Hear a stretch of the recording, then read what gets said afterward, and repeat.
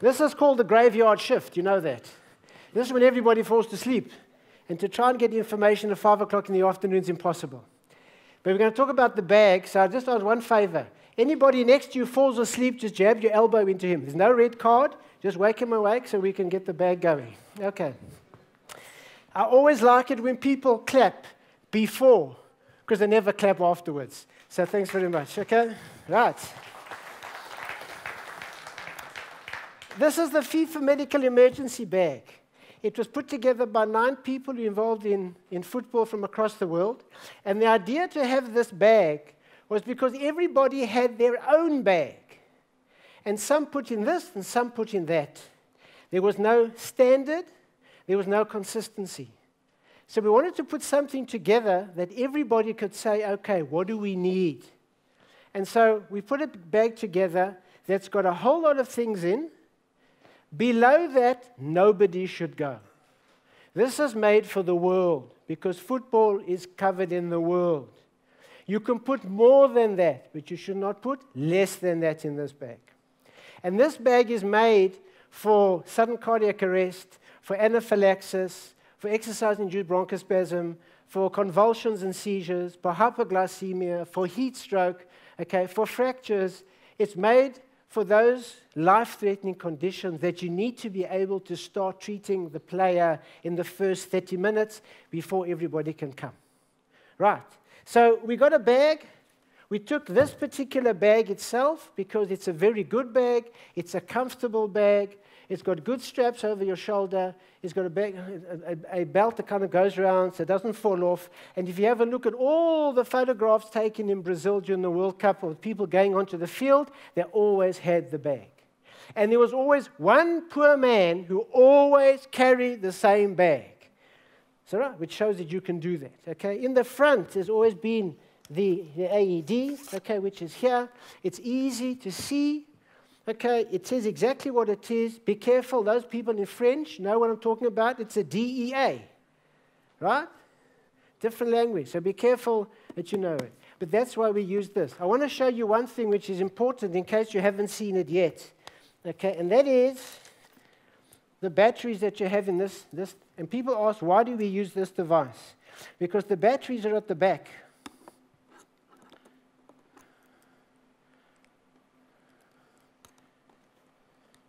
When you travel with football, you haven't got time for plugs and 110 volts and 220 volts and all that, so we have the batteries in the back. So these are 10 photographic batteries. You buy them at a photographic store. You don't need to charge it. You don't need to plug it in. It's 10. The machine only goes on 5. When it gets to 5, it tells you to buy new ones. The machine talks. And then you use the other 5, and you can get 200 defibrillations from this. There's not many people in the world who need to be shocked 200 times. Fabrice Muwambe had how many shocks? 76. He's smiling today, okay? But a bit burnt, but that's okay. Nothing serious, okay? But that's what you need, okay? Also inside this, for the people that have asked, okay, there are 42 languages in this machine. You just choose which language you want. So when I go to a different country, I change the language. I go to Russia, I put it into Russian. Because if I have a cardiac arrest, they must know in their language how to shock me. Okay? Because I know how the machine works. Right. The bag is made, as I said, it's got pockets on the side, and everything is inside the pockets. Okay? And it's got anything that we need to be able to have an airway, to be able to breathe, to be able to compress, to be able to put up a line, to give what we need. I talked about the laryngeal mask airway, which is this device over here that you saw on the screen. It's a very, very small, easy device to use. Okay, it comes in a package. And the first thing about this package is that you've got 6 pictures here. And the pictures tell you what to do if you've never seen this before. So whilst the patient is not breathing and choking, don't worry, just tell him, I'm reading the pictures, I'll come now, okay, and then you just have a look how to sort out the airway. On the other side, it tells you it's for an adult, and it gives you the kilogram that you need for the particular size. So this is a number 4, which says 50 to 70 kilograms. And number 5 is 70 to 100 kilograms. And number 3, okay, is 30 to 50 kilograms, okay? So you know which size to use. Inside the medical emergency bag are 3 sizes, a 3, a 5, and a 7. So you've got anything from 30 to 100 kilograms, okay? So that's ready to use from that. What do you use for this? It is shaped like an airway. Very, very simple tube. Very simple. This is the modern way of using the thing. It is plastic. It is very, very cheap. It is easy to use. Everybody's got one. And all you need with it is a syringe. The bag has got 2 ml syringe, 5 ml syringe, 10 ml syringe, and 20 ml syringe. So the first thing you've got to do is make sure that this part over here is flat. So you just put the syringe in here, and you pull it out, and you make sure there's no air inside here. You take some of the lubrication that's in the bag. There's a tube of lubrication in the bag. In the bag, there are lots of things in the bag that you can use around the house. Don't take it out the bag. You can use it for do-it-yourself. Don't take it out the bag. It's for football, not for the house, okay? And so we take this, and we open the mouth of the player, and we take this, and we just put it down. It can go nowhere else except where it is supposed to go. Unless there's a big hole at the back of the neck, then you don't have to worry about that player. So it goes down. And what happens when you put it down? It gets stuck in the esophagus. That's where it gets stuck. And that's exactly where you want it to get stuck. And once it gets stuck there, you now got to blow up the balloon. How do you blow it up? It tells you here how much to do. So I'm going to take my 20 mils, and I'll stick it over here, and I'll blow it up, and now you can see this balloon is now inflated. And when this is stuck in the esophagus, when you blow this up, this area becomes the mask that goes over the laryngeal inlet. So it covers the larynx. And if you blow down here, the air comes out here and goes into the lungs. It should not take you more than 45 seconds to look at the pictures, open it up, put something on, and push it down. It's as simple as that. And once it's in, it's in. You don't have to worry about tying it down. You don't have to worry about coming out. It stays inside. If you take the player and the AED and the board and you tie them together and you pick them up and you go to the ambulance and you go down and you come up and you go down, this will not come out. It stays in. That's why we say you can do chest compressions for 10 minutes. At the end of 10 minutes is when you need to be able to give oxygen. By that time, you've got the tube in, because it takes a minute to get the tube in. And once this tube is in, you don't have to stop compressing to breathe. You compress and you don't stop, and you breathe down here once every 8 to 10 seconds. That's it. It makes it very easy to do. Now, you've got a bag in the bag that you can put on here and you can squeeze. If you're adventurous, you can blow down here, because the face is here. You blowing up here. You're not going to get any germs or any contact or anything like that. So that is the airway that we have, okay, for inside this bag. Now, we've also got the equipment in case the airway gets obstructed. And if the airway gets obstructed, very rarely you might have to make a hole. Well, if you need to make a hole, that's not a problem. We give you something to make a hole. We give you a small scalpel. There are 2 of them. And we give you a small arteries forceps. So if someone has a complete obstruction, or they have a choking and they can't open the airway, we've got a very small scalpel. The blade is a very small one. It's very small, it's very narrow, it's easy to make a hole. It stops you going all the way through because it's not a big blade, okay? And it's very easy to do if you have to do. But it's also a scalpel blade for anything else that you might need to use, okay? And it's very easy to do. But do not leave this in the bag if you're going to try and get on a plane. Because when you get through security, they take this out and they say, They think you're going to do away with the pilot, okay? So they won't let you take this stuff. In fact, inside the bag also, we have a McGill's forceps. And everybody knows what a McGill forceps is. You learned that as a medical student. You use this to take out any kind of foreign body that's in the back of the mouth, okay? When you get through security, they take this out. They say, what kind of a weapon is this? Because they've never seen this. And you say, no, this is not a weapon. This is a medical instrument. And they say, no, no, no. So when you use the bag, you leave the AED goes into the cabin, all the metal goes into the hold. Don't put the AED in the hold. It goes with you in the cabin. You take out your scissors, and you take out all the other stuff that you need at the end of the day. That's what's important. Okay. So there's stuff for airway, there's stuff for ventilation, there's stuff for everything. And how you pack it is up to you. So if you now want to open up the bag, you open up the back to the backside, okay, there's your bag. And everything is inside the bag. There are things here for splints. There are triangular bandages. You've got plasters. You've got crepe bandages. You've got trauma bandages. You've got syringes. You've got needles. You've got normal saline. You've got intravenous lines. You've got burn stuff. You've got whatever you need to be able to treat the life-threatening bits of equipment. You can test the sugar with a device over here. There's a stethoscope. There's a blood pressure machine. Okay, so there's anything that you need at the end of the day. How you pack this is up to you. But don't go less than you are at the moment, because this is not made for ordinary medical. This is made for life-threatening medical emergencies. You want to add to the bag, you can add to the bag. There's no problem there. It's not a very, very heavy bag. It's a very comfortable bag. I managed to carry this bag almost all over the world, and it's not a problem usually.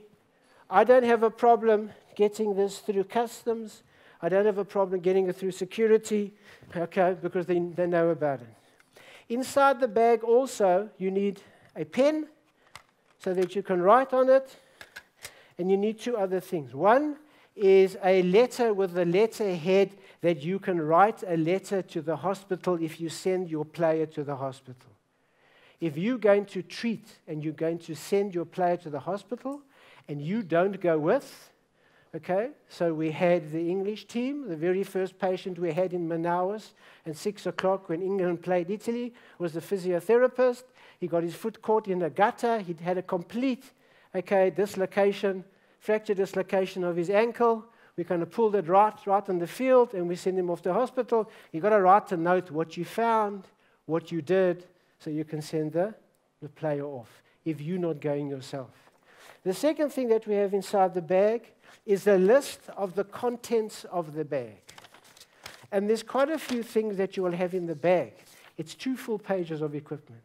It's there for you to be able to tick off if everything is in the bag. Otherwise, you don't know if everything's there. And if you use it, you can tick something off and make notes on this so that tells you what's in the bag. So if you go to Google, and if you go to the FIFA medical emergency bag, you will see the bag is there. Okay, there's an article in the British Journal of Sports Medicine. It talks about the 11 steps to prevent sudden cardiac arrest. It's got the FIFA medical emergency bag. It's got a list of everything that's there, okay, and it tells you what to use some of the stuff for. There's also a recommendation for 10 medicines. And those medicines include epinephrine, which is there for anaphylaxis. You can also use it for severe bronchospasm if you have to. It is not made for sudden cardiac arrest because I said that you don't use any medicines for cardiac arrest at all. You've got a beta-2 stimulant, salbutamol, that you can use for an asthmatic patient. There is glucogel for a hypoglycemic patient. Okay, there is midazolam for a patient and a player having a seizure. So that person who may have a head injury, okay, who may have severe concussion, who starts having a seizure and they don't stop, you need to stop that seizure. And we use midazolam for a very good reason, is that we have to have an anticonvulsant that doesn't require a cold chain, which means you have to have medicine that doesn't go in the fridge because you're moving, so you can't have something that's in the fridge. We also don't want to have something that only can go in a vein, because in an emergency, you can't always get a vein. You're not used to putting up veins. Midazolam is a great drug because you can squirt it up the nose, you can put it into the buccal cavity on the cheek, you can give it into the thigh intramuscularly, and you can give it intravenously.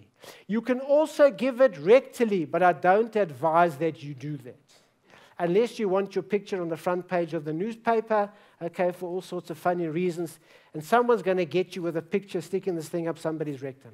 So it's but the most of the route that we use is the anterior thigh, gets there in about 2 minutes, and it does a very good job. And you can repeat the dose if you have to. So those medicines you won't get from FIFA because we can't move medicines across borders. Otherwise, they're going to accuse us of trading in drugs. We have enough problems as it is, not to worry about that, okay? So you must buy your own medicines. And that's why every single association has got a bag. I think maybe 1 or 2, they couldn't get the bag in because there was a war. We've got to wait for the war to finish before we get the bag in, okay? But everyone got a bag. You need to find that bag. You need to check the bag. And the bag is there mainly to start off with the national team, and then we go down. There are many associations which have bought bags. Nigeria bought 20 bags for each one of the premier teams. We did a course with them to make sure they know how to use the bag, and then they gave each of the premier teams a bag. I think Thailand has bought 40 bags. The AFC's bought bags. You can, if you need a bag, you want to have a bag, the best way of doing it is to write to the medical office, to Philippe, and ask him you want the bags and whether you can get it through FIFA, because FIFA has a price that no one else is going to get. And then it just keeps everything the same bag, as opposed to you making your own bag. So that's important to be able to do that, okay? If the medicines are expired, you need to change the medicines. The consumables that are in the bags, like normal saline, when it finishes, you must buy your own. FIFA's not going to give you that. The needles, the syringes, all that kind of stuff. But this is the most important, is what should be in this bag. It worked very well at the Confederations Cup. It worked very well at the World Cup. All the teams had the same bag. All the field medical teams had the same bag. Everybody could work out of everybody's bag. And that's the way we want to go with football. We want to make sure that everybody's at least at one level. You can put a lot more in your bag, but that doesn't mean that you can go less than that bag. So we've taken that into account. We took cost into account. We took availability into account. We took what we need to do in terms, and everything that you need will be in that kind of particular bag. So we really want everybody this is where we're going in the future. No matter where you are, there's nothing wrong with that bag. It's all there. If you've got your own bag, that's fine. You don't have to have that bag. But at least you've got what you need in something like that. And it just sorts out everything when teams get together. Are there any questions about the bag? I think my time is up. Are you all awake? Yes. Good. You all know that you have to get a bag. How you get it, your problem. How you get the money is your problem. But you got to get a bag. I don't know, you got to ask FIFA because the time changes. What I want to tell you is since we brought that bag in, that bag was handed out the very first time in August in Mauritius at the FIFA conference. 3 weeks later, we saved the first life in Nepal. And so far, that bag has saved 3 lives. So it's worth it. Whatever money we put, whatever effort we put, whatever time we put into it is already, that we know of, it has saved 3 lives. We don't know when the next one's going to be. So make sure you've got your bag. And even if you're 70, you can still carry that bag. It's good exercise. Good toning, works well, well balanced. You've nothing to do, put the bag and go for a run for 5Ks. Keeps you healthy. Message there. Thank you very much.